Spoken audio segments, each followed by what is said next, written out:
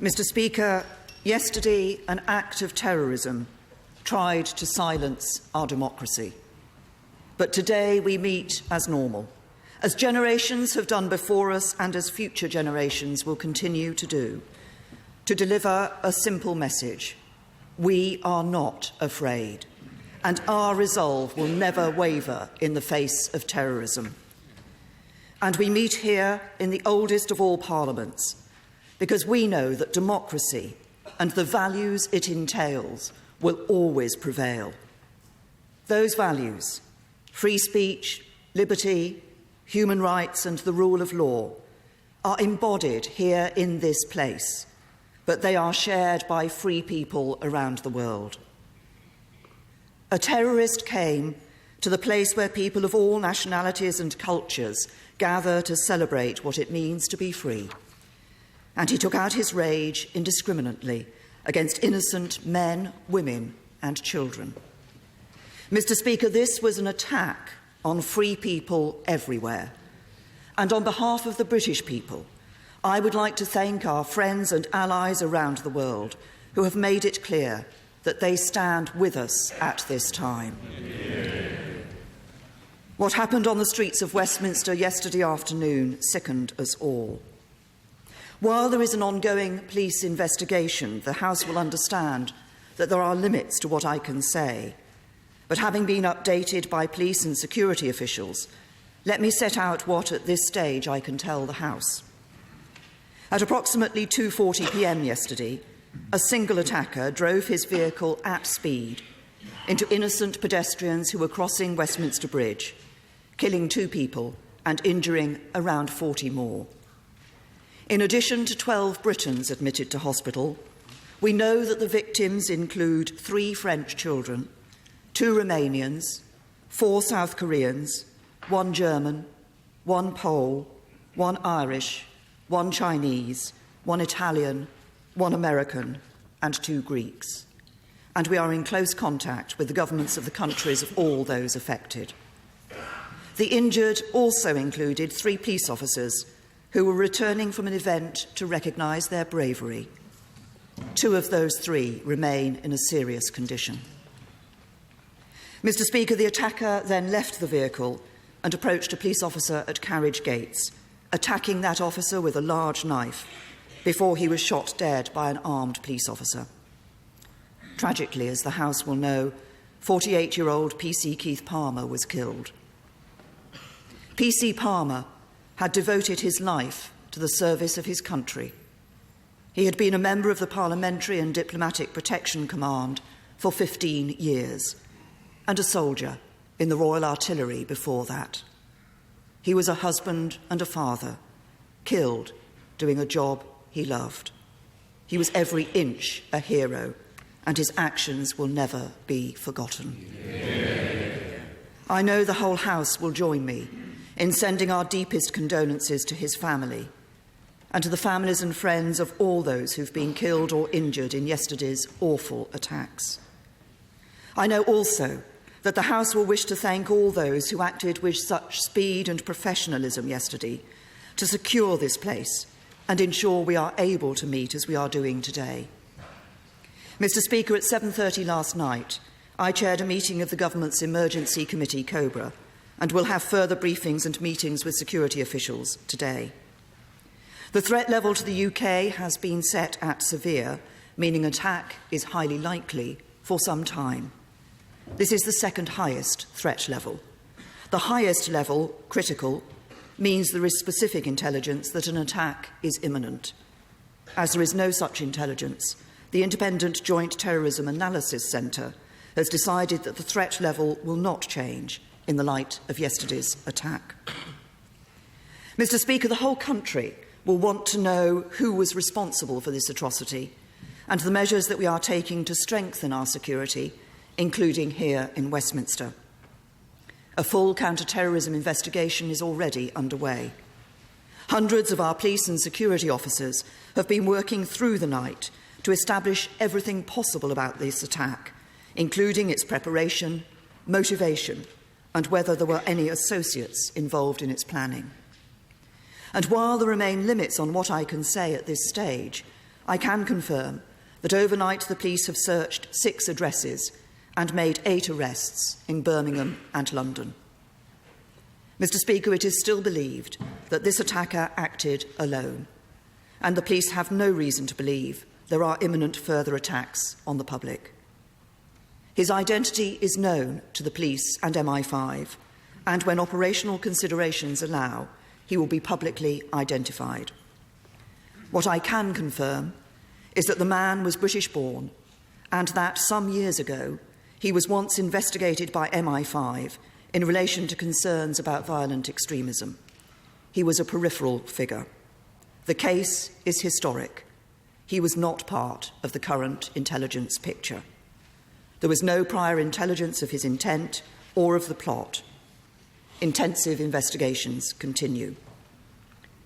And as Acting Deputy Commissioner Rowley confirmed last night, our working assumption is that the attacker was inspired by Islamist ideology.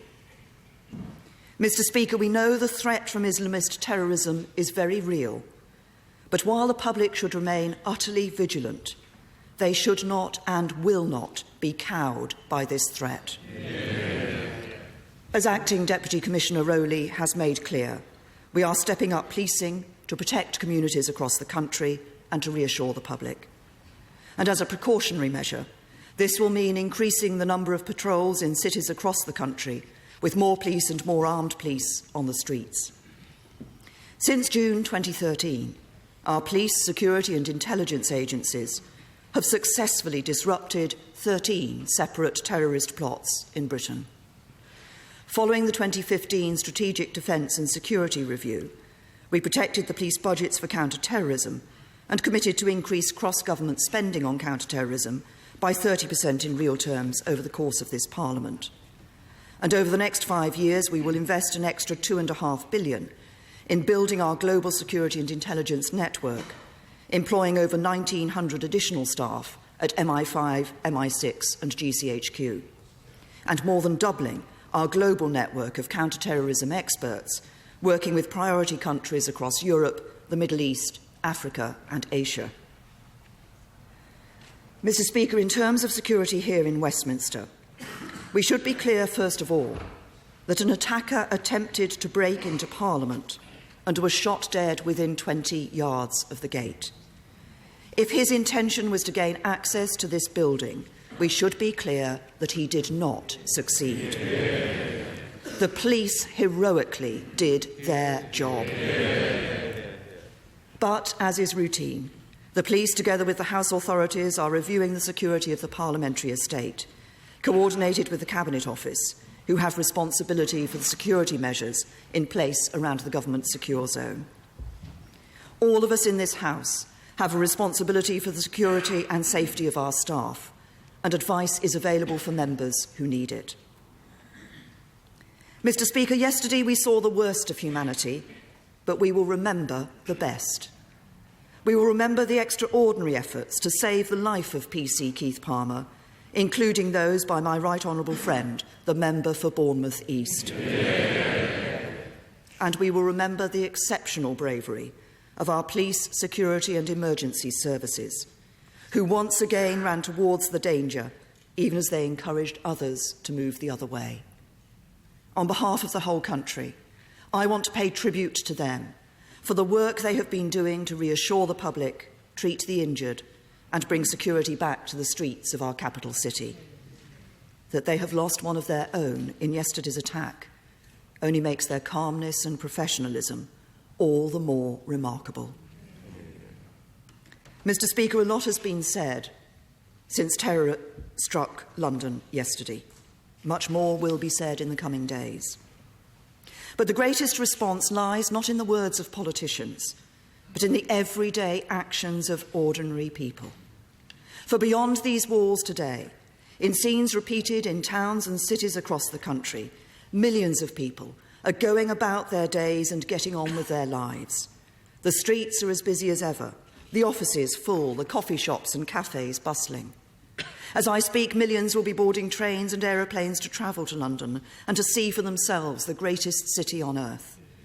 It is in these actions, millions of acts of normality, that we find the best response to terrorism, a response that denies our enemies their victory, that refuses to let them win, that shows we will never give in, a response driven by that same spirit that drove a husband and father to put himself between us and our attacker and to pay the ultimate price. A response that says to the men and women who propagate this hate and evil, you will not defeat us. Mr. Speaker, let this be the message from this House and this nation today. Our values will prevail. And I commend this statement to the House. Order. Colleagues, I am advised that we have been joined today by French Foreign Minister Jean-Marc Ayrault, who is accompanied by a number of his colleagues and also by the Deputy Foreign Secretary, the Right Honourable Gentleman, the Member for Rutland and Melton. Sir, we appreciate your presence and your very fitting display of solidarity with us. Mr. Jeremy Corbyn. Thank you, Mr. Speaker. I join with you in welcoming our colleagues from France here today, and I'd like to associate myself with the Prime Minister's remarks that she's just made. What happened yesterday, within metres of where we sit now, was an appalling atrocity. The police are still piecing together what took place and what lay behind it. It behoves us all not to rush to judgment, but to wait for the police to establish the facts, to stay united in our communities and not allow fear or the voices of hatred to divide or cower us.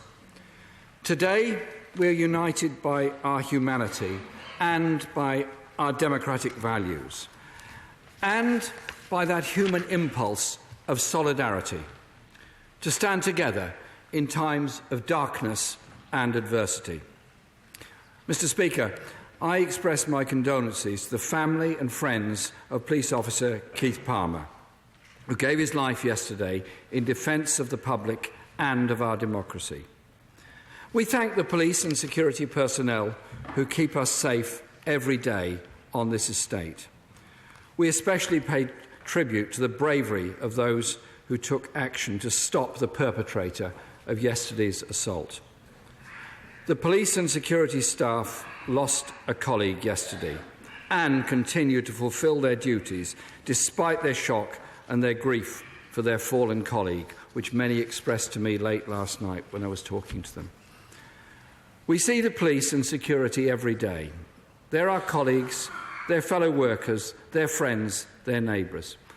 And as the Prime Minister said, when dangerous and violent incidents take place, we all instinctively run away from them for our own safety. The police and emergency services run towards them. We are grateful for the public service yesterday, today, and every day that they pull on their uniforms to protect us all. I want also, Mr. Speaker, to express our admiration to the Honourable Member for Bournemouth East, whose efforts yesterday deserved special commendation. He used his skill to try and save life. Innocent people were killed yesterday walking across Westminster Bridge, as many millions of Londoners and tourists have before them, and as all of us in this chamber have. As the Prime Minister said, the injured include people of 10 nationalities. We send our deepest condolences to their loved ones and to the loved ones of those still in a very critical condition, including the French school children so welcome in our capital, visiting yesterday from Cornaco in Brittany. We send our sympathies to them and to the people of their town and their community. We thank all the dedicated National Health Service staff working to save lives, including all those from St Thomas's Hospital who rushed out of that hospital straight over to the scene of the incident to try and support and save lives. Many people, Mr. Speaker, would have been totally traumatised by yesterday's awful events. Not just all of us here, but watching on television, worried for the safety of their friends and loved ones. So I ask in this House and the country, please look after each other, help one another and think of one another. It is by demonstrating our values, solidarity, community, humanity and love, that we will defeat the poison and division of hatred.